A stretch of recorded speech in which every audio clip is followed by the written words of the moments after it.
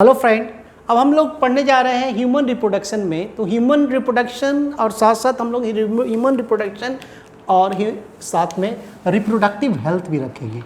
तो ये reproductive health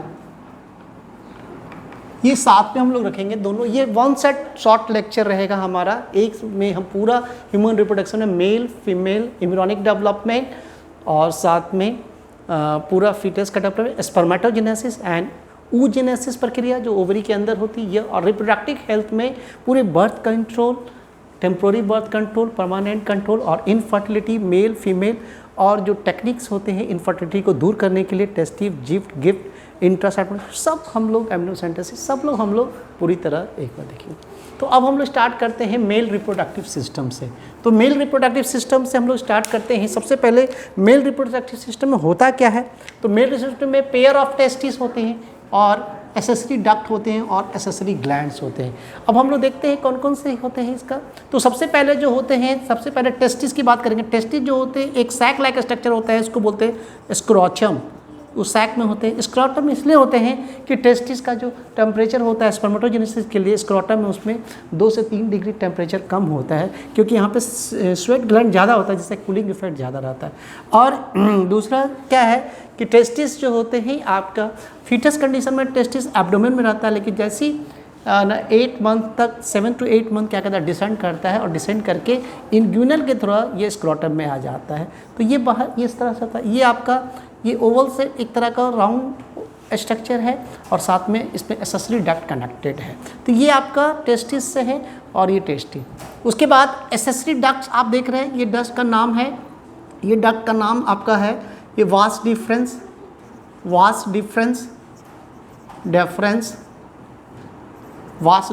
है। और ये वास डेफरेंस आके फिर ये मिलता है, हम लोग देखेंगे कैसे कैसे होते हैं। तो ये आपके तो पूरा ये वास डिफरेंस है। फिर ये क्या करता है, ये वास डिफरेंस क्या आता है और ये किस पे खुलता है, ये उसके पहले इजैकुलेटरी डक्ट होते हैं, इजैकुलेटरी डक्ट ईडी, और उसके बाद जो ये होते हैं यूरेथ्रा में खुलता है। किस में खुलता है? यूरेथ्रा में खुलता है। और यूरेथ्रा से ये फिर क्या करता है, ये बाहर इस तरह। तो आपका जो सीमेन जो होते हैं जिसको फ्लूइड्स बनते हैं, स्पर्म ऐसे मूव कर रहे हैं, और ये स्पर्म मूव करते करते क्या होता है, यहाँ पे इसके फ्लूइड से मिलके क्या बन जाता है, ये सीमेन बन जाते हैं, और ये फिर ऐसे आ जाते हैं। तो ये आपका पूरा आप देख रहे हैं कि क्या सिस्टम है। और उसके साथ एसेसरी ग्लैंड्स होते हैं। इस एसेसरी ग्लैंड का एक ग्लैंड का नाम ये तो यूरिनरी ब्लैडर है, यूरिनरी ब्लैडर यूबी, और ये जो है सेमिनल वेसिकल एसवी, और दूसरा है प्रोस्टेट, इसको क्या बोलते हैं, प्रोस्टेट, और ये बोलते हैं बल्बोरेथ्रल कॉपर्स ग्लैंड, कॉपर सीजी कॉपर ग्लैंड के बात बोलते हैं। उसी तरह अगर हम लोग जब टेस्टिस की इंटरनल की बात करेंगे, तो टेस्टिस जो होते हैं यहाँ पे टेस्टिस है, और टेस्टिस कवर्ड बाय होता है एक लेयर होते हैं ट्यूनिका, जो 3 लेयर होते हैं, tunica vaginalis, tunica albuginea and tunica vasculosa. तो ट्यूनिका जो अल्बुजिनिया है, जो मिडिल लेयर है, वो आपके अंदर आके इलोंगेट होते हैं और टेस्टिकुलर लोब्यूल्स बनाते हैं, जिसमें 200 से 250 टेस्टिकुलर लोब्यूल्स होते हैं, जिसके अंदर सेमनीफेरस ट्यूब्यूल्स होते हैं। क्या होते हैं? वो 1 से 3 की इसकी संख्या होती है, और सेमनीफेरस जाके स्ट्रेट ट्यूब्यूल बनाते हैं, जिसका नाम होता है ट्यूबली TR। और यहाँ से आता है जब ट्यूबली रेक्टी जो खुलता है छोटे छोटे, तो उसको बोलते हैं रेटे टेस्टिस। और ये जो बाहर जो खुलते हैं ये डक्ट्स को बोलते हैं वासा इफ्रेंसिया। और ये वासा इफ्रेंसिया किस में होता है? एपिडाइमिस में खुलता है, एपिडाइडिमिस में खुलता है। और ये जो होते हैं ये फूड एपिडाइमिस जो कॉडा कपूट कॉर्पस 3 भाग में रहते हैं, और ये जाके खुलता है, ये इसको बोलते हैं स्ट्रेट डक्ट हो जाता है, जिसको बोलते हैं वैस डेफरेंस। अब ये देखिए सब डक्ट्यूल और वास डिफरेंस जाके कहाँ खुलता है, ये आपका इजैकुलेटरी डक्ट में, और उसके बाद कहाँ जाता है, यूरेथ्रा में खुलता है। और ये आपके पेनिस के थ्रू ये बाहर। तो पेनिस कहाँ है, ये पेनिस का हम दिखाएं थोड़ा सा, तो ये पूरा पेनिस रहेगा। तो ये आपके स्ट्रक्चर हम दिखा दिए यहाँ पे। तो ये पूरे स्ट्रक्चर मेल रिप्रोडक्टिव सिस्टम। और मेल में जो क्या करता है, ये टेस्टिस के अंदर स्पर्मेटोजेनेसिस हो गए, स्पर्मेटोजेनेसिस आपके हो गए। तो स्पर्मेटोजेनेसिस में क्या होगा, स्पर्मेटोजेनेसिस क्या होता है, प्यूबर्टी कंडीशन में होते हैं। कब होते हैं? प्यूबर्टी, प्यूबर्टी कंडीशन में होते हैं। अब ये प्यूबर्टी कंडीशन में क्या करते हैं कि इसमें जो टेस्टिस में होते हैं कि टेस्टिस के वॉल पे जो सेमिनिफेरस ट्यूबुल्स के वॉल पे, सेमिनिफेरस ट्यूबुल्स का वॉल जो होते हैं, वॉल पे क्या होते हैं, बहुत सारे जर्म सेल्स होते हैं, जब ठीक है उसको बोलते हैं, वो डिवाइड करते रहते हैं, उसको बोलते हैं स्पर्मेटोगोनिया। क्या बोलते हैं, दिस इज कॉल्ड स्पर्मेटोगोनिया। अब एक को बोलते हैं स्पर्मेटोगोनियम। अब स्पर्मेटोगोनिया डेवलप करता है, ये पूरी माइटोसिस प्रक्रिया होती है। उसके बाद प्राइमरी स्पर्मेटोसाइट में होंगे, फिर प्राइमरी में मियोसिस होंगे। क्या होगा, मियोसिस होने से क्या हो रहा है, 1 तो स्पर्मेटोसाइट, फिर मियोसिस 2 होगा तो क्या होगा, स्पर्मेटिड। स्पर्मेटिड में डिफ्रेंशिएशन होने से क्या होगा, स्पर्मेटोजोआ बनेगा। ये स्पर्मेटोजोआ इस तरह का, ठीक है, और ये स्पर्मेटिड जो है इस तरह का स्ट्रक्चर। तो ये इस तरह से एक प्राइमरी स्ट्रक्चर से 4 बनते हैं। एक प्राइमरी स्ट्रक्चर से कितना होगा, कितना बनेगा, 4 स्पर्मेटिड्स। कितने, हाउ मेनी, 4 स्पर्मेटिड, 4 स्पर्मेटिड बनेंगे। और स्पर्मेटोजोआ भी इस तरह से बनते जाएंगे, इसमें हेड टेल बन जाते हैं। तो स्पर्मेटोजोआ में एक हेड होते हैं, टेल होते हैं, और उसके बाद मिडिल पीस होता है। क्या कर, मिडिल पीस होते हैं, और ये उसमें होता है। तो ये स्पर्मेटोजेनेसिस की प्रक्रिया होता है। उसी तरह अब हम लोग देखें, ये पूरी प्रक्रिया खत्म किया। दूसरा हम लोग देखते हैं कि हमारा फीमेल रिप्रोडक्टिव सिस्टम है। फीमेल रिप्रोडक्टिव सिस्टम में क्या होते हैं, सबसे पहले जो होते हैं हम लोग ओवरी देखते हैं, ये ओवरी होते हैं।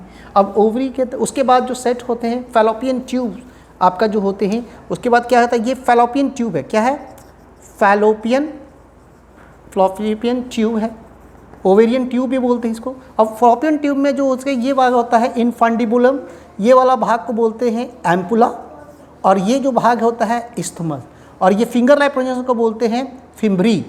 तो ये जो फैलोपियन ट्यूब में जो कौन कौन सा पार्ट होते हैं, ठीक है, तो ये fimbriae, F for fimbriae, A for ampulla, और इस्थमस, और ये एम्पुला, हाँ infundibulum, I, ampulla and isthmus.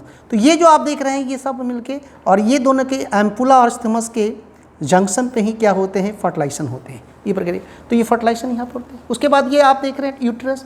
अब यूट्रस का मेन ये जो फंडस पार्ट होता है, फंडस, ये मेन बॉडी, और लास्ट पार्ट जो होते हैं इसको बोलते हैं, यहाँ पे जो होते हैं ये पार्ट को बोलते हैं ये सर्विक्स। क्या बोलते हैं, सर्विक्स। और ये जो पार्ट्स होते हैं ये क्या, इसमें क्या करते हैं, ये वेजाइना।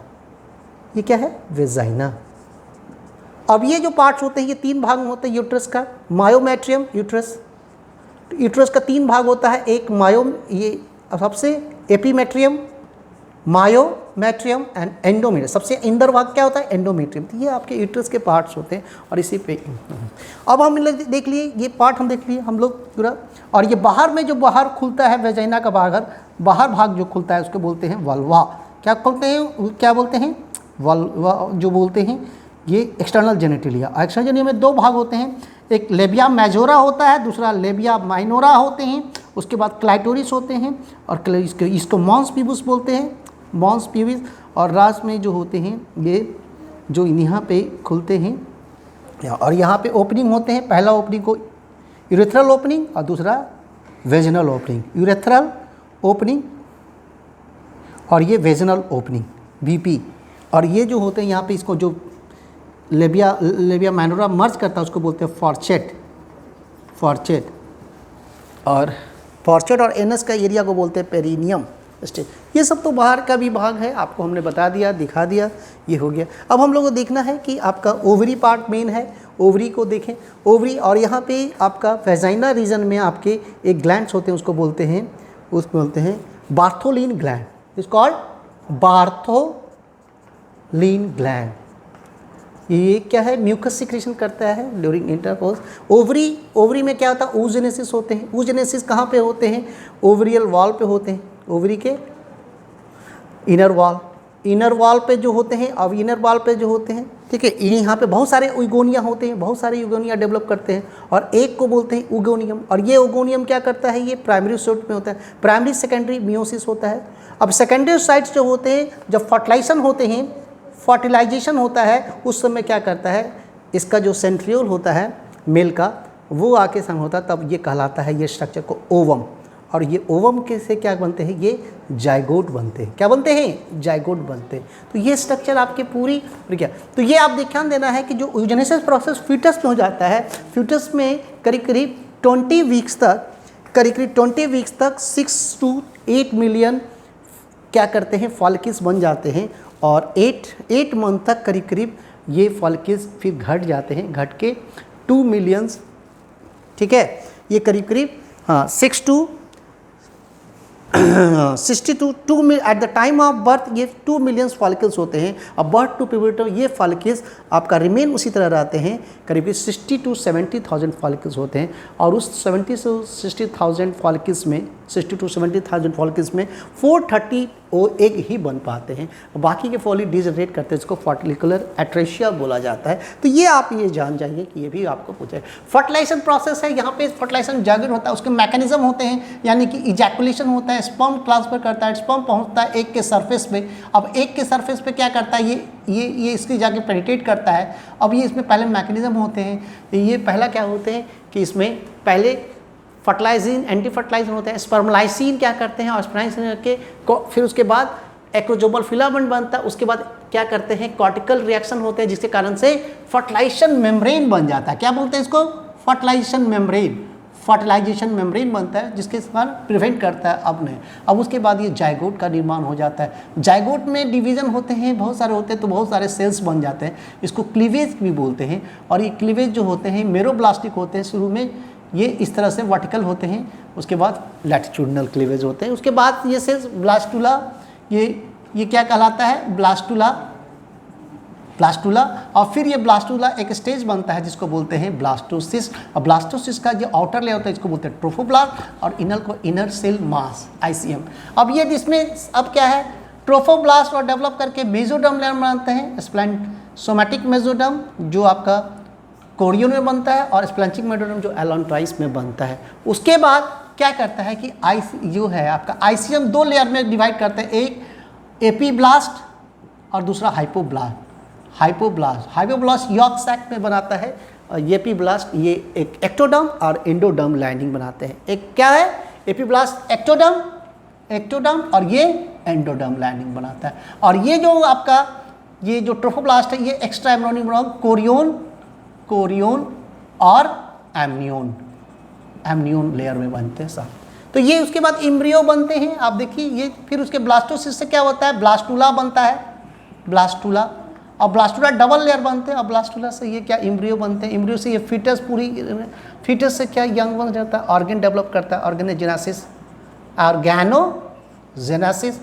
अभी जेनेसिस क्या है होता है, ये यंग वंस का डेवलप होता है। यंग वंस कंप्लीट होने का 9 मंथ जब हो जाता है, जस्टेशन पीरियड बोलते हैं, 9 मंथ जब हो जाते हैं तब क्या करता है, पार्चुरेशन होते हैं, जिसमें पार्चुरेशन में फीटल और प्लासेंटा की मदद से क्या करता है, रिफ्लेक्स डेवलप करता है, जिसमें आपका पहला रिलैक्सिन हार्मोन क्या करता है, प्यूबिक सिम्बासिस को डायलेट करता है, जिसके कारण से सर्विक्स आपका एक्सपैंड करता है और बर्थ कैनाल बन जाता है, ओपनिंग होते हैं, और बर्थ उसके बाद आपका एक्सपल्सन होता है, उसके बाद प्लासेंटा को कट किया जाता है। लैक्टेशन में आफ्टर लैक्टेस मिल्क का सिंथेसिस होता है, मिल्क सिंथेसिस होकर बेबी सेकलिंग करती है, प्रोलैक्टिन की मदद से सिंथेसिस होता है। उसके बाद ऑक्सीटोसिन क्या करता है, तो 2 हार्मोन करता है, एक प्रोलैक्टिन और दूसरा ऑक्सीटोसिन जो होते हैं ये क्या करते हैं, उसको मिल्क को इजेक्ट करने में मदद करता है। तो ये पूरी प्रक्रिया आप यहाँ पे देख लिए। और इसके साथ साथ एक प्लासेंटा डेवलप करता है। प्लासेंटा कहाँ से, देख कोरियन लेयर और एलॉन्ट्राइस मिल के, कोरियन एंड एलॉन्ट्राइस जो होते हैं, ये एलॉन्ट्राइस लेयर जो होते हैं, कोरियन और एलॉन्ट्राइस लेयर जो मिल के बनते हैं, ये आपका प्लासेंटा बनता है, इसलिए कोरियो एलॉन्ट्राइक प्लासेंटा बोलते हैं। और पूरे फीटल्स के फिजियोलॉजी को कंट्रोल करता है। और ये डिसोडिया होते हैं, क्या है कि जब कनेक्टेड जो होते हैं कोरियन लेयर जो उस इंडोमेट्रियल लेयर को डिसोडिया बेसिलिस बोलते हैं, डिसोडिया बोलते हैं, इसलिए डिसोडिएट प्लासेंटा होता है कि जब डिस्चार्ज होता है, हैवी ब्लड डिस्चार्ज होता है। और हेमोकैरियोलिक होते हैं जिसमें connective tissue epithelial tissue connect होते हैं। तो ये पूरी आपकी मैकेनिज्म हमने बता दिया आपको इसमें। उसके बाद आपका आता है, चलिए रिप्रोडक्टिव हेल्थ कवर कर रहा है, देखिए हाँ ओके थैंक यू। जब आप रिप्रोडक्टिव हेल्थ में wellbeing of the reproductive system, इसमें बर्थ कंट्रोल आते हैं, इसमें पॉपुलेशन कंट्रोल करने के लिए बर्थ कंट्रोल करते हैं, इसमें क्या करता है, मोर्टेलिटी रेट को क्या करता है, कम करना पड़ता है कंट्रोल करने के लिए। और ठीक है। तो यहाँ की अलग अलग इसमें बर्थ कंट्रोल होते हैं, एक परमानेंट टेम्पोररी मेथड और परमानेंट टेम्पोररी मेथड में नेचुरल मेथड होते हैं। इसमें नेचुरल मेथड में 3 मेथड होते हैं, एक तो होते हैं विड्रॉ, एक होते हैं सेफ पीरियड। इसमें क्या होते हैं कि ओवुलेशन सिर्फ 40 मिड रीजन में होते हैं और मिड रीजन में उसके 3 दिन पहले और 3 दिन बाद उसको अनसेफ पीरियड मानते हैं, बाकी सेफ होते हैं। उसके बाद जो होते हैं दूसरा जो होते हैं विड्रॉवल सिम्टम्स होते हैं, तो तो विड्रॉवल जो होते हैं, withdrawal at the time of withdrawals होते, उसमें क्या होते हैं at the time of intercourse और organism develop, so withdraw the male genitalia. उसके बाद लैक्टेशनल एमनेरिया होते हैं, लैक्टेशनल एमिनेरिया, मेनोरिया, ये इस दिन में क्या करते हैं आपका बर्थ नहीं होता, ओवुलेशन नहीं हो पाता। बैरियर मेथड में क्या होते हैं, अलग अलग होते हैं, मेल कॉन्डम होते हैं, फीमेल कॉन्डम होते हैं, वॉल्ट होते हैं, सर्वाइकल वॉल्ट होते हैं, ये सब। केमिकल में केमिकल स्पर्मिसाइड होता है जिसमें बोरिक एसिड, जिंक और सैक्टिक एसिड होते हैं। हार्मोनल में कुछ होते हैं कि इम्प्लांट किया जाता है 3 मंथ के लिए, हार्मोनल सिंथेटिक प्रोजेस्टेरोन किया जाता है। एक होते हैं मैच बॉक्स होते हैं जिसमें 6 मैच के जैसा कैप्सूल होते हैं, उसमें सिंथेटिक हार्मोन रहता है, वो आपके 5 इयर्स के लिए इम्प्लांट किया जाता है स्किन में, डर्मा रीजन। आईयूडी में क्या करते हैं, ये एक तरह का बहुत सक्सेसफुल मेथड जिसमें कॉपर टी और हार्मोन इंजेक्शन। कॉपर टी में क्या होते हैं, ये क्या करते हैं कि स्पर्म की मोटिलिटी रेट को कम करता है और इम्प्लांटेशन को भी रोकता है, तो उसमें हार्मोनल एंड ये तो कॉपर टी, तो इसमें आते हैं कॉपर टी, कॉपर 7 ये आते हैं मल्टीलोड 375। उसके बाद हार्मोनल में आते हैं, कौन सा आते हैं हार्मोनल में, प्रोजेस्टार्ट, LNG-20, ये सब आपके आते हैं। और कॉन्ट्रासेप्टिव पिल्स में होते हैं, अलग अलग होते हैं, एक मिनी पिल्स होते हैं, मिनी पिल्स, और दूसरा कंबाइंड पिल्स होते हैं। मिनी पिल्स जो होते हैं आपके प्रोजेस्टेरोन में होते हैं, कंबाइंड में दोनों मिला के रहते हैं। कंबाइंड पिल्स में प्रोजेस्टेरोन एस्ट्रोजन, इसमें प्रोजेस्टेरोन। एक इमरजेंसी पिल्स आता है अनवांटेड 72 बोलते हैं, इसमें फर्टिलाइजेशन और इम्प्लांटेशन दोनों को रोकता है। उसके बाद इनफर्टिलिटी आते हैं, मेल में इनफर्टिलिटी के कारण होते हैं कि अगर आपका एंजियोस्पर्मिया है, एस्थेनोस्पर्मिया या ओलिगोस्पर्मिया। फीमेल में भी क्या होते हैं, अगर फ्लोपियन ट्यूब है, नैरोनाइजेशन ऑफ बर्थ कैनाल है, ये सब चाहे यूट्रस का नहीं है तो उसमें ये है। तो ये इनफर्टिलिटी दूर करने के लिए टेस्ट ट्यूब भी होते हैं, जिसमें क्या करते हैं बाहर में हम लोग फ्यूज़ करा के 8 सेल स्टेज तक ग्रो करा के फिर उसके यूट्रस या फेलोपियन ट्यूब में इंसर्ट करते हैं। गिफ्ट कराते हैं जाइगोट, इंट्रा फेलोपियन ट्रांसफर होता है, जाइगोट बना के फेलोपियन ट्यूब में कराता है। गिफ्ट में गैमेट को ट्रांसफ़र किया जाता है। इंट्रासर्कुलर इंजेक्शन में स्पर्म को क्या इंजेक्ट कराते हैं ये एग में। टेस्टिकुलर स्टक में टेस्टिक्स से क्या करते हैं, स्पर्म को एक्सट्रैक्ट करते हैं। एमिनियोसेंटेसिस एक ऐसा टेक्निक है जिसमें एमनियोटिक फ्लूइड को क्या करते हैं, विड्रॉ करते हैं। एमिनियोन लेयर होते हैं, एमिनियोन के अंदर एमनियोटिक फ्लूइड होते हैं, उसमें फ्लूइड को निकाल के और बायोकेमिकल और जेनेटिक एनालिसिस करते हैं उस सेल्स का, जो फीटल सेल्स भी उसमें रहते हैं।